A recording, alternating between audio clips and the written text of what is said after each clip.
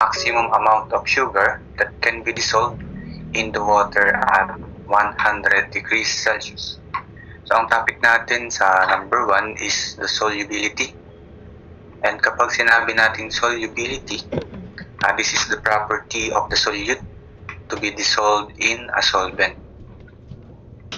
So, property of a solute to be dissolved in a solvent. And ang solubility ay mayroong formula. So let us denote solubility as S, that is equal to the amount of the solute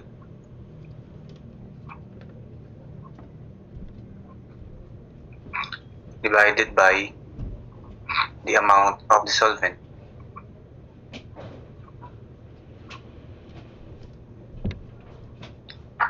So, i-highlight natin yung formula.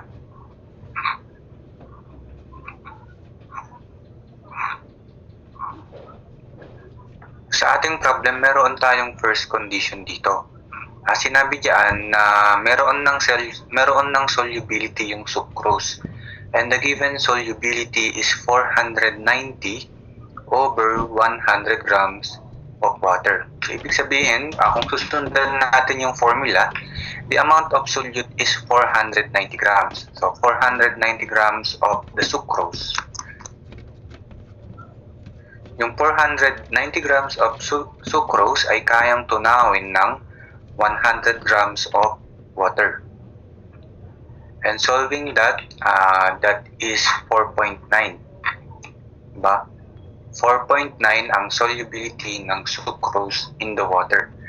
Next, sa ating problem, may binigay na pangalawang condition. The solution is prepared by mixing 175 grams of sugar in 0.045 kilograms of water.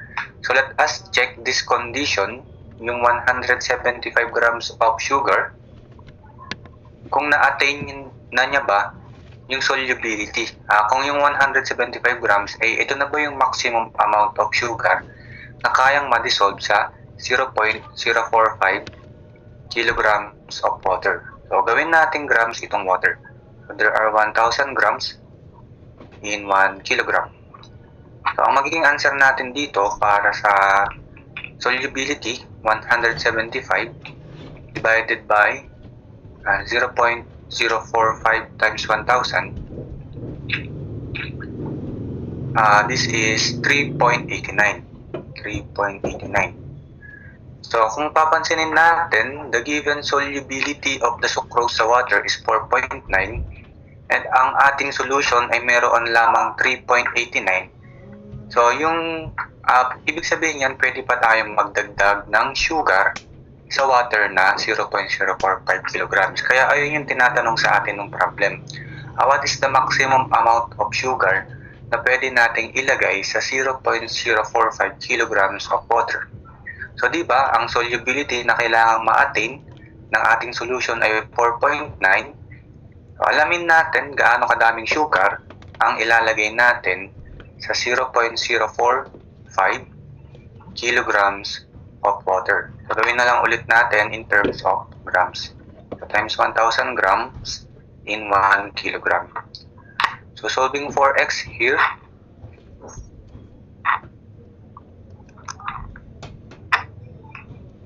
so x will be 4.9 times 0.045 times 1,000. The answer is 220.5 grams.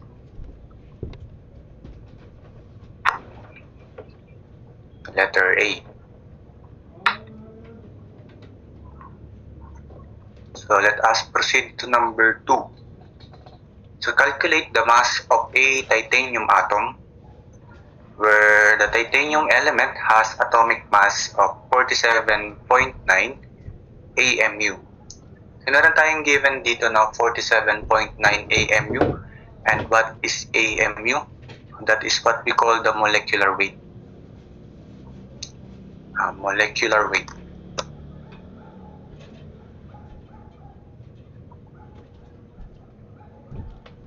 Ang molecular weight natin, pwede natin yan isulat in terms of AMU, and that is atomic mass unit.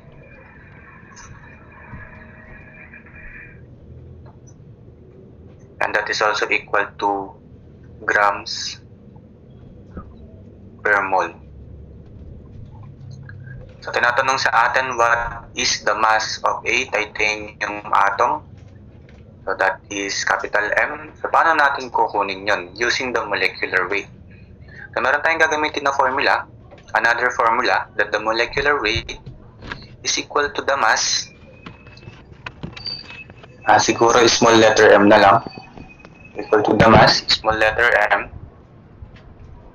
divided by the number of moles, small letter n.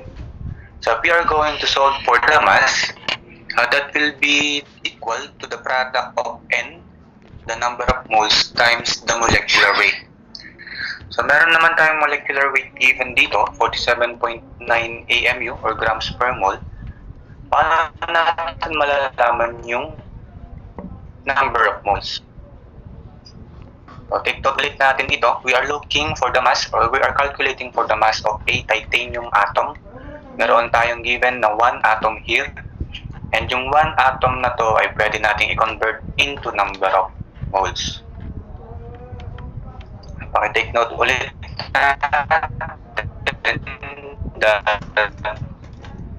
1 mole of element, so this is any element, is equal to Avogadro's number.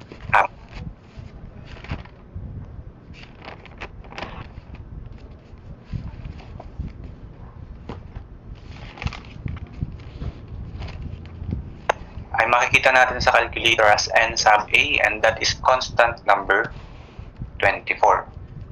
And pakilagay na din natin na yung 1 mole of any compound equal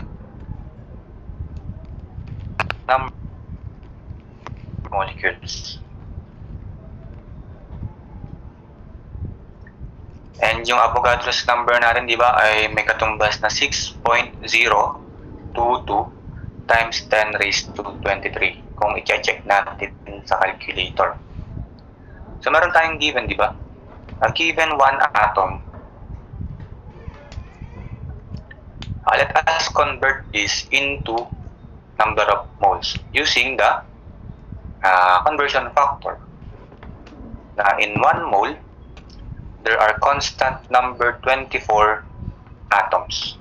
Ito yung ginamit natin. In 1 mole, there are constant number 24 atoms. So magka-cancel dito yung atoms, and matitira sa atin is the number of moles na kailangan natin sa ating solution. So 1 divided by ship constant, yung ship 7, number 24, and that is the Avogadro's number. So dito may ibibigay na 1.66 times 10 raised to negative 24 mole. Solving for mass, ang nakuha nating number of moles ay 1.66 times 10 raised to negative 4. Multiply natin sa given molecular weight, 47.9 AMU or grams per mole. Magka-cancel na dito ang mole. And ang matitira na sa atin is our final answer in grams. So yung answer na ito ay times natin sa 47.9. And the answer is 7.95 times 10 raised to negative 23. 7.95 times 10 raised to negative 23 grams of titanium. Tama. So letter B.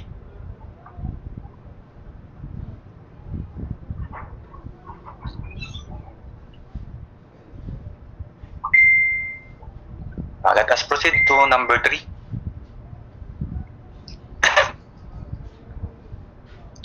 Determine the number of molecules in 20 grams of C9H8O4. Ang tinatanong sa atin is number of molecules.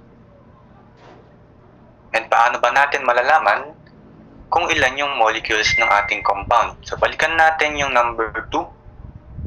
Tinake note natin dito that 1 mole of compound has 1 Na of molecules. So 1 Na number of molecules. Para makakuha tayo ng molecules, kailangan meron tayong number of moles. And this is N, di ba? So, saan tayo makakakuha ng N? So, wag lang natin kakalimutan yung formula na MW is equal to the mass over N. And solving for N, that is the mass over the molecular weight. So, given that the mass of our compound is 20 grams, paano naman natin kukunin yung molecular weight ng compound na yan? So, the molecular weight, the total molecular weight is equal to the molecular weight of each element.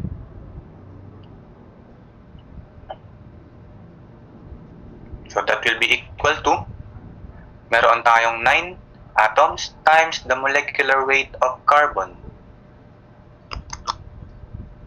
The molecular weight of carbon plus meron tayong 8 atoms ng hydrogen. Ano ba ang molecular weight ng hydrogen? Plus, meron tayong 4 atoms of oxygen. And what is the molecular weight of the oxygen? And sa ating problem, hindi binigay dyan kung ano-ano ang mga molecular weight ng mga given elements. Mahalaga din na alam natin kung ano yung molecular weight nila. So, kung titingnan natin dito, ang elements involved doon is the hydrogen, the carbon, and the oxygen.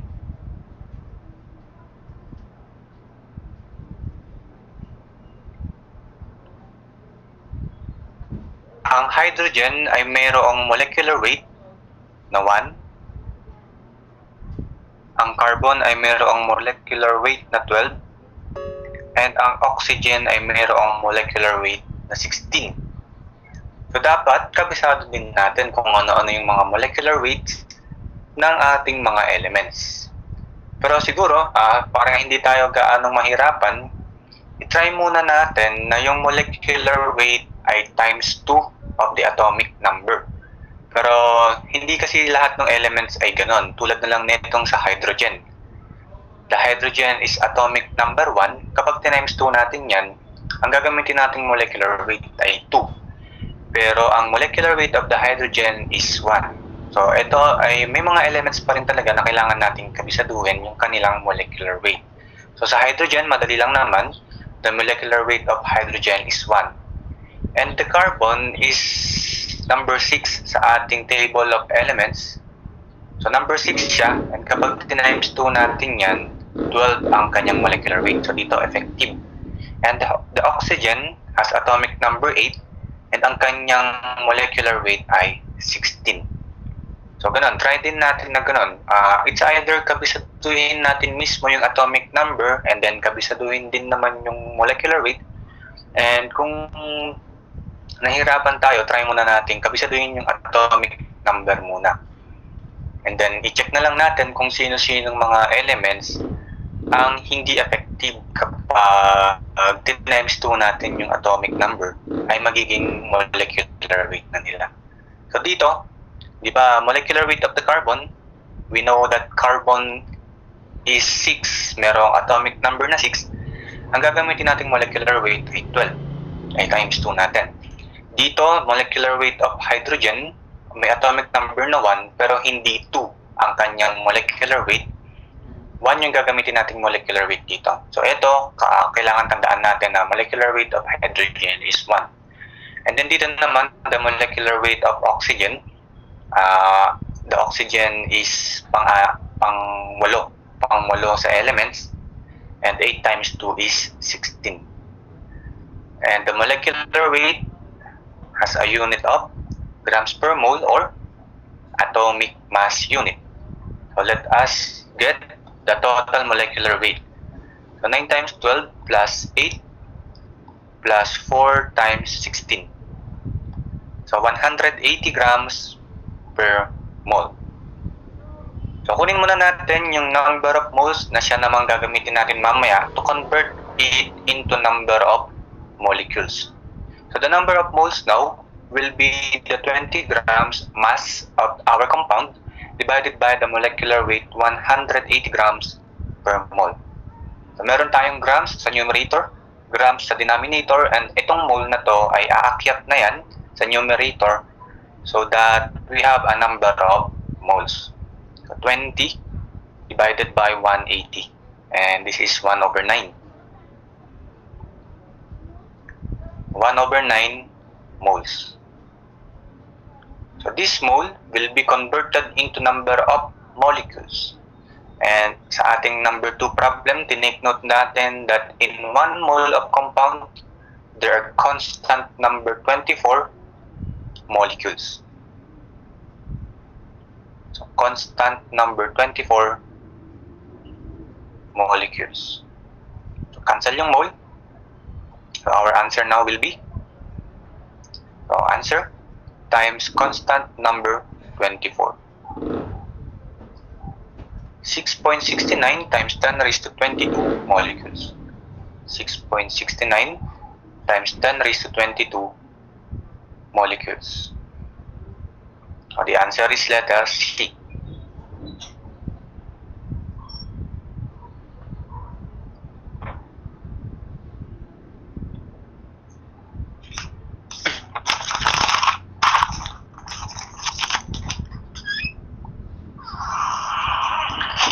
Let us now proceed to number 4.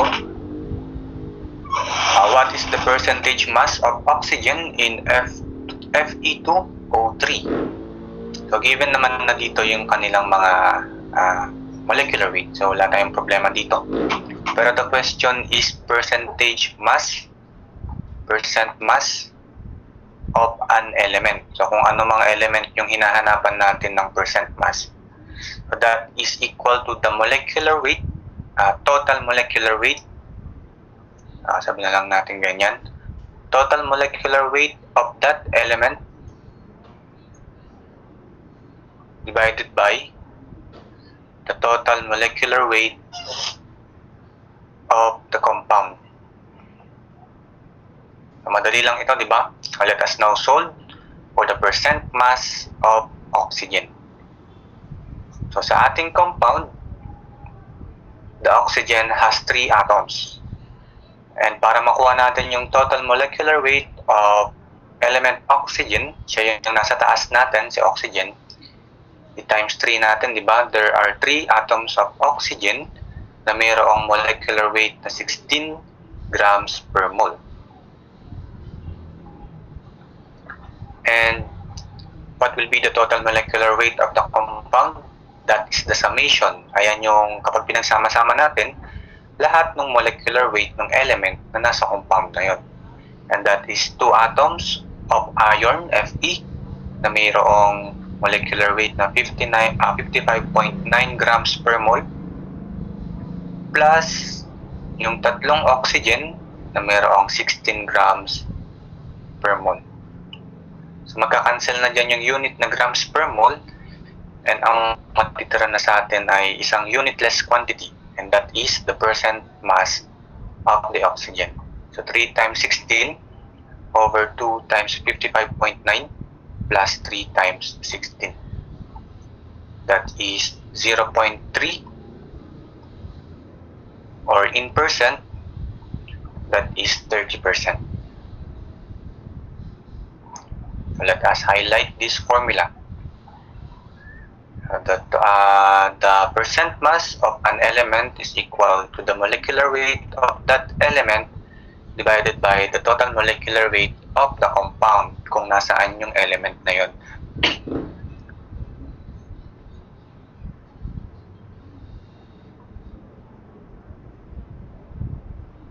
Paki-take note din natin that Fe2O3 is ferric oxide.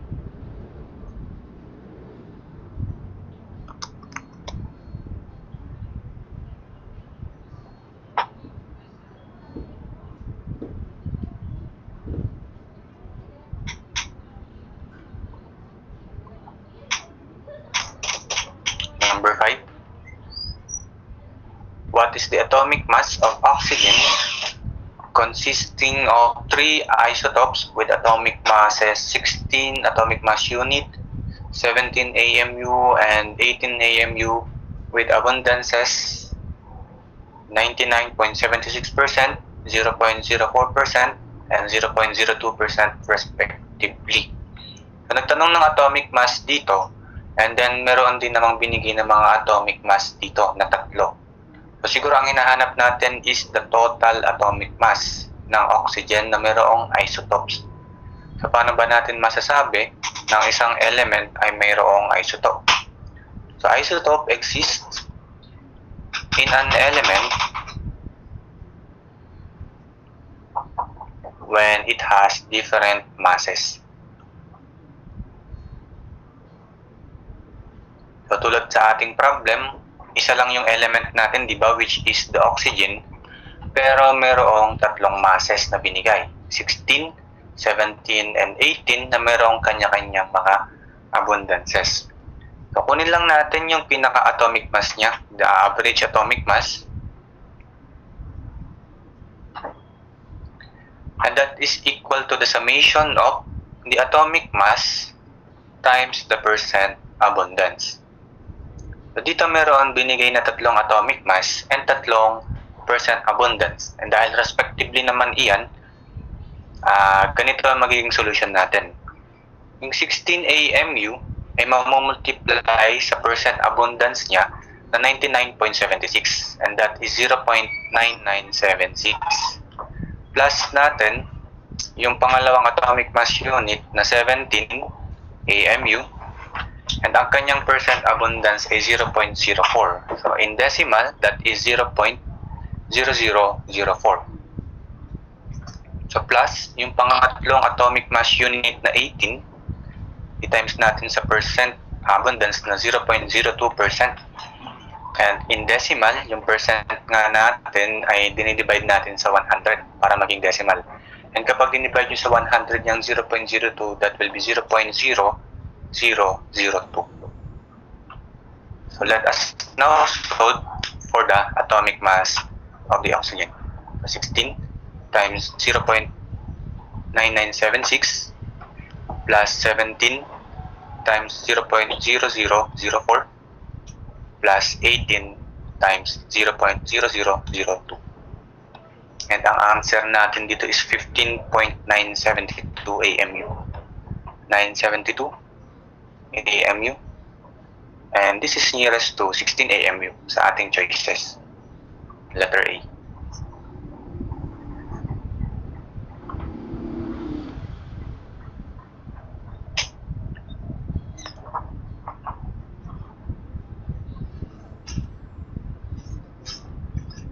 Number 6. How many moles are there in 55 grams of CF2Cl2, a chlorofluorocarbon that damages the ozone layer in the atmosphere? And given dito yung mga molecular weight ng mga elements involved sa ating compound. And CF2Cl2 can be read as difluoromethane. O hindi naman kaya ay dichloromethane. So, isa-isahin natin yung mga quantities involved sa ating problem. How many moles? And that is N. Nagtatanong ng N sa problem number 6. Are there in 55 grams? So, binigay ang mass ng ating compound, that is 55 grams. And binigay naman yung mga molecular weight. So, solving for number of moles na mayroong grams, na mayroong mass, and tandaan natin once na mayroon ng binigay na chemical formula sa ating compound, pwede na natin kunin yung kanyang molecular weight. So, makukuha na natin yung molecular weight, and pwede na natin gamitin yung formula na molecular weight is equal to mass over the number of moles. So, solving for the number of moles, that will be the mass divided by the molecular weight of the compound. So let us now find the number of moles. So the mass of the compound is 55 grams. I-divide natin yung molecular weight. So diretsuhin na natin. But from CF to Cl2, there is one atom of carbon na C. So para sa C, lagay natin yung molecular weight ng C, which is 12. So given naman, plus the 2 atoms of fluorine. So times, ano ba ang binigay na molecular weight ng fluorine, and that is 19. Plus 2 atoms of chlorine. So binigay naman dito na si chlorine ay mayroong atomic mass unit na 35.45. So para sa chlorine. So this is grams per mole. So cancel na yung grams. And makukuha na natin yung final answer natin para sa number of moles. So that is 55 over 1 times 12 plus 2 times 19 plus 2 times 35.45. So the answer here is 0.455 moles. 0.455 moles. And that is letter B. So paano naman kung hindi given ang mga molecular weight, di ba? So, try natin. Siguro let us assume na kabisado lang natin yung mga atomic number. So assuming MW is equal to 2 times of atomic number. So ito, hindi natin sinasabi na ito ay palaging tama. Ito lang ay magiging choice natin as our solution kung hindi talaga natin kabisado ang mga molecular weight ng mga element. So the number of moles now will become 55 grams divided by 1 times, alam natin that the carbon is number 6, di ba? Siguro kabisado naman na natin that the carbon is number 6 sa periodic table. So i-times 2 natin yon, that will give us a 12 AMU, molecular weight. So meron tayong 2 atoms of fluorine, and kung hindi pa natin kabisa yung fluorine is number 9. So kung number 9 si fluorine, gamitin natin na 18 ang kanyang molecular weight plus the chlorine. If I'm not mistaken, chlorine is, hindi ko pala alam. Si chlorine ay number 17. So kung number 17 si chlorine, gamitin natin ang molecular weight niya as 34 dahil siya ay number 17. So times 34. So tingnan natin ano ang magiging answer nito ng solution na to sa number of moles. So palitan natin si 35.45 ng 34, and then yung 19 ay palitan natin ng 18. So the number of moles is 0.474. 0.474. And syempre, dahil yung choices natin nanggaling yan sa exact solution, pero ang naging answer natin ay 0.474, which nanggaling naman sa assumed value. Na-try na rin natin piliin yung pinakamalapit, which is letter B pa din naman. Pero kung lumabas si 0.474 dito sa choices and 0.45 ay nasa choices din, doon tayo magkakamali kapag pinili natin yung 0.474. So dahil hindi naman exact, hindi naman tama yung mga molecular weight na ginamit natin para sa fluorine and para sa chlorine.